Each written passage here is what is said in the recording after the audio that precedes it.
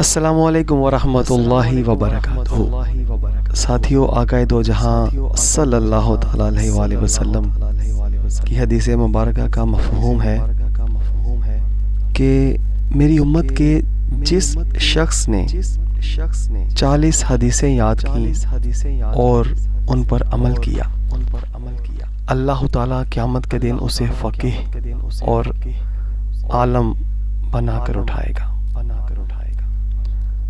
سبحان اللہ تعالی۔ حضرت ابو ہریرہ رضی اللہ تعالی عنہ سے روایت ہے کہ رسول اللہ صلی اللہ علیہ وآلہ وسلم نے قبروں کی زیارت کرنے والی عورتوں پہ لعنت فرمائی ہے۔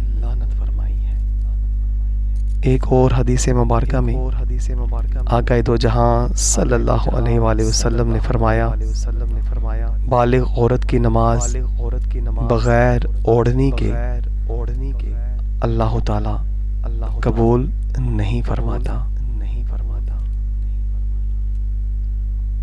حدیث مبارکہ ہے، آقائے دو جہاں صلی اللہ علیہ وآلہ وسلم نے فرمایا، اجنبی عورتوں کے پاس جانے سے بچو۔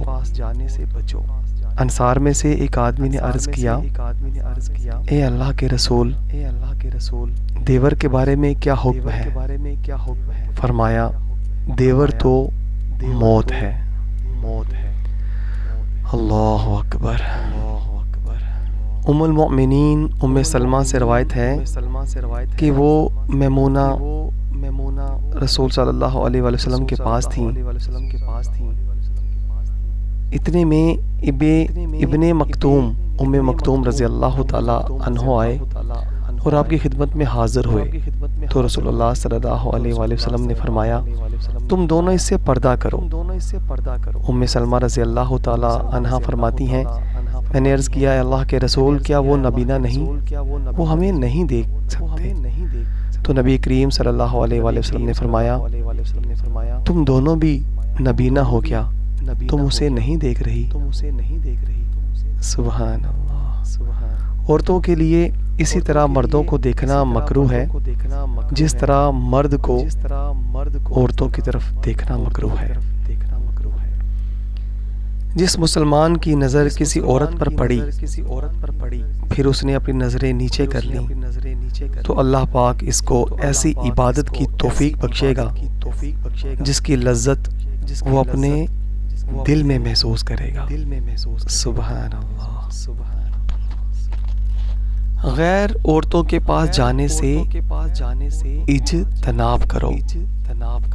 ہمارے آقا کریم صلی اللہ علیہ وآلہ وسلم کا فرمان ہمارے لیے ہماری جان۔ عورتوں کے ساتھ گفتگو کرنے سے اجتناب کرو۔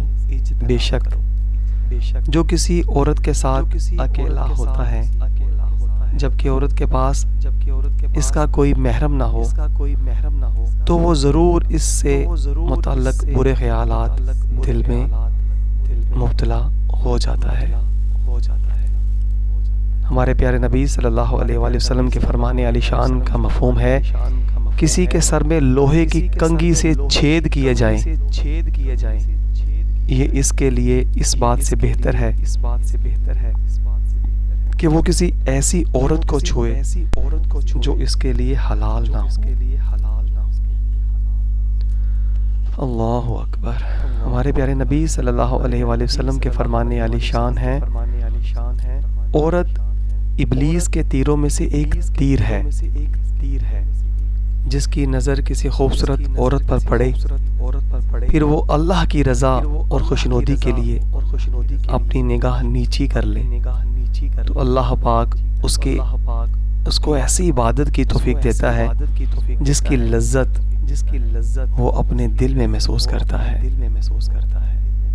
نبی کریم صلی اللہ علیہ وآلہ وسلم سے کسی نامحرم عورت پر اچانک آپ نے فرمایا، کسی نامحرم عورت پر اچانک نظر پانے جانے کے بے سوال ہوا تو آپ صلی اللہ علیہ وآلہ وسلم نے حکم دیا کہ وہ نظر پھیر لیا کرے۔ حضور علیہ الصلوۃ والسلام نے فرمایا، جب کوئی آدمی کسی نامحرم عورت کے ساتھ اکیلا ہوتا ہے تو ان دونوں میں تیسرا شیطان ہوتا ہے۔ ہمارے آقا دو جہاں صلی اللہ علیہ وآلہ وسلم کا فرمان علی شان ہے، وہ قوم کبھی کامیاب نہیں ہو سکتی جس کے معاملات میں عورت کے ذمہ ہوں۔ پھر آقا دو جہاں صلی اللہ علیہ وآلہ وسلم کا فرمان ہے، حضرت عبداللہ رضی اللہ تعالی عنہ فرماتے ہیں کہ عورت کو گھر میں رکھو کیونکہ عورت چھپانے کی چیز ہے۔ جب عورت اپنے گھر سے نکلتی ہے تو شیطان اسے تاڑتا ہے۔ نبی کریم صلی اللہ علیہ وآلہ وسلم کے فرمان علی شان کا مفہوم ہے، حضرت عمر رضی اللہ تعالیٰ عنہ فرماتے ہیں کہ عورت کو سادہ رکھ کے ان کی مدد کرو، کیونکہ جب ان کے پاس کپڑے زیادہ ہوتے ہیں تو وہ زینت عمدہ ہوتی ہے، تو وہ انہیں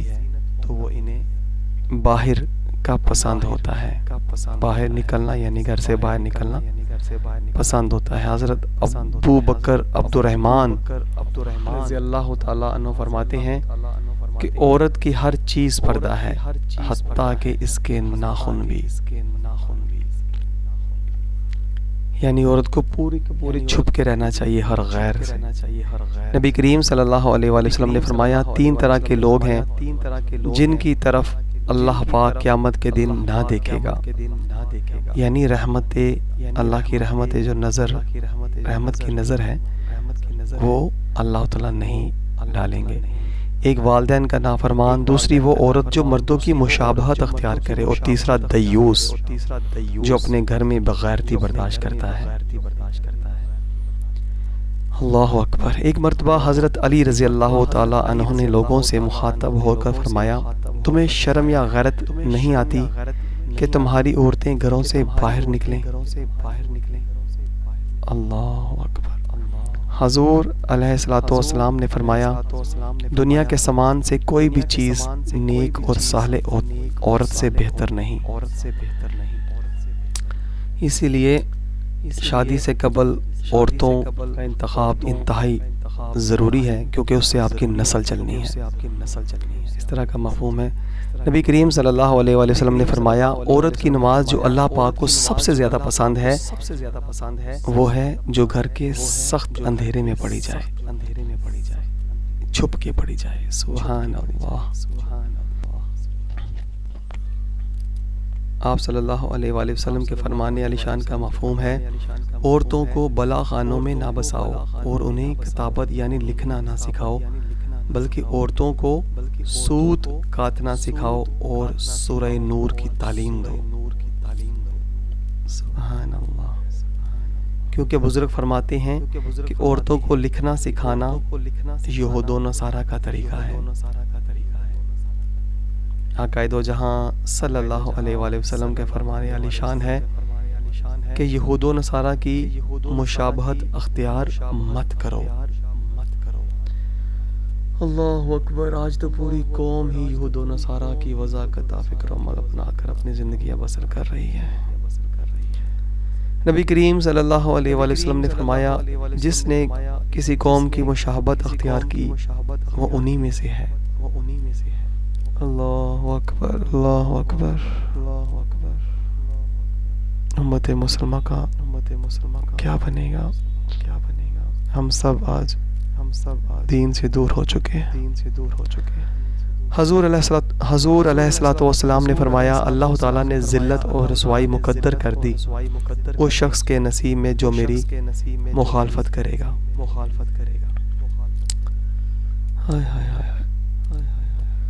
ام عطیہ رضی اللہ تعالیٰ عنہا کہتی ہیں کہ میں نے نبی کریم صلی اللہ علیہ وآلہ وسلم سے بیعت کرنے والیوں میں شامل تھی۔ نبی کریم صلی اللہ علیہ وآلہ وسلم نے ہم سے بیعت لیتے وقت جو شرط لگائی تھی، ان میں سے ایک شرط یہ بھی تھی کہ تم نوحہ نہیں کرو گی اور محرم کے بغیر کسی غیر مرد سے بات نہیں کرو گی۔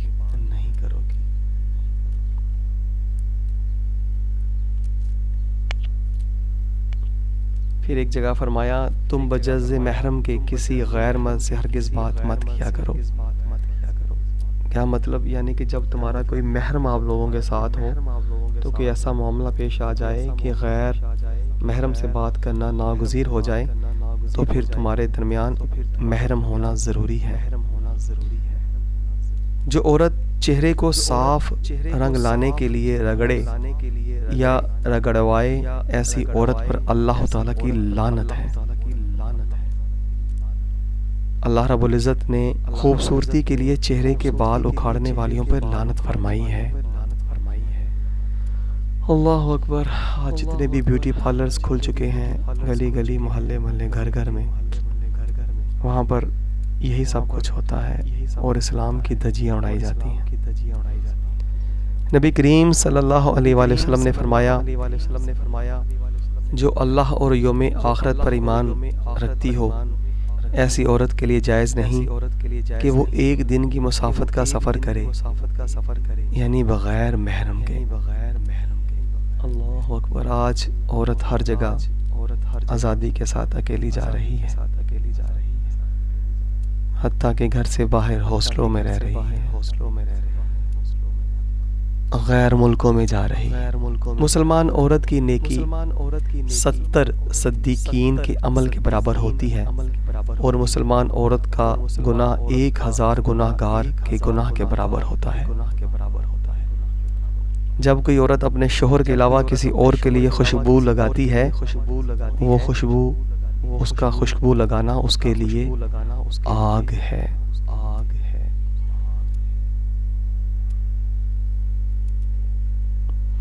جنت میں مومنین کے اولاد اور فقراء کی اکثریت ہے، جبکہ وہ عورتوں اور مالداروں کی تعداد کم ہے۔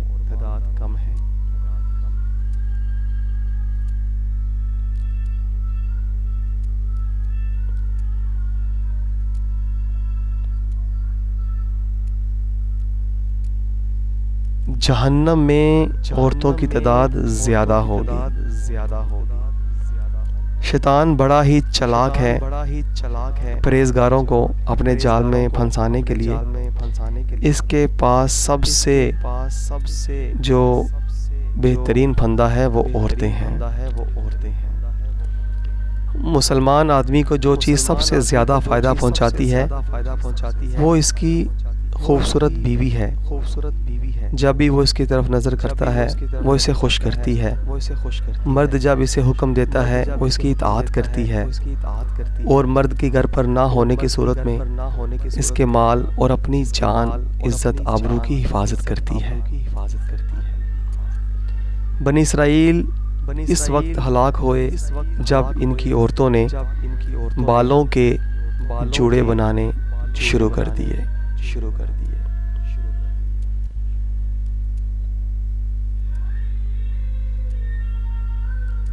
عورتوں کی اطاعت ندامت کا باعث ہوتی ہے، اور آج دیکھیں کافروں کے پورے نظام نے عورتوں کو اپنے سسٹم کو مضبوطی کے لیے گھروں سے باہر رکھنا شرط کر دی ہے، اور مسلمانوں نے بھی اپنی بہنیں بیٹیاں پیش کر دی ہیں۔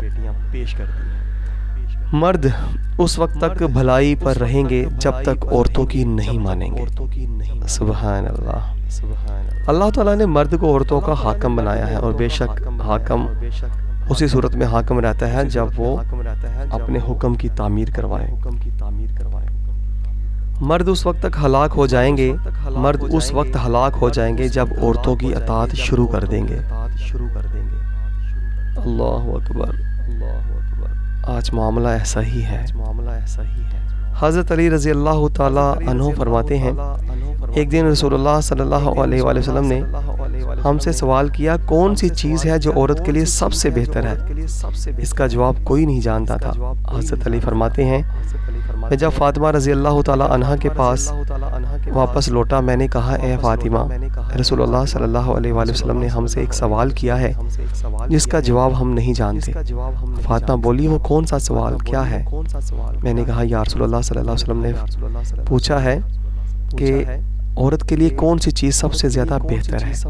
فاطمہ رضی اللہ تعالیٰ عنہ نے فرمایا، تم لوگوں کو اس کا جواب نہیں آیا؟ میں نے کہا، نہیں۔ فاطمہ نے کہا، عورت کے لیے سب سے بہتر یہ ہے کہ وہ کسی غیر مرد کو نہ دیکھے اور کوئی غیر مرد اسے نہ دیکھے۔ ام المومنین حضرت عائشہ صدیقہ رضی اللہ تعالی عنہا سے عرض کیا گیا کہ ایک عورت مردوں جیسے جوتے پہنتی ہے، اس کا کیا حکم ہے؟ انہوں نے فرمایا پیارے نبی صلی اللہ علیہ وآلہ وسلم نے مردوں کی مشابہت اختیار کرنے والی عورتوں پہ لعنت فرمائی ہے۔ اگر عورت نہ ہوتی تو مرد جنت میں داخل ہو جاتا۔ اللہ اکبر۔ اگر عورتیں نہ ہوتیں تو اللہ تعالیٰ کی عبادت اس طرح سے ہوتی جس طرح اس کا حق ہے۔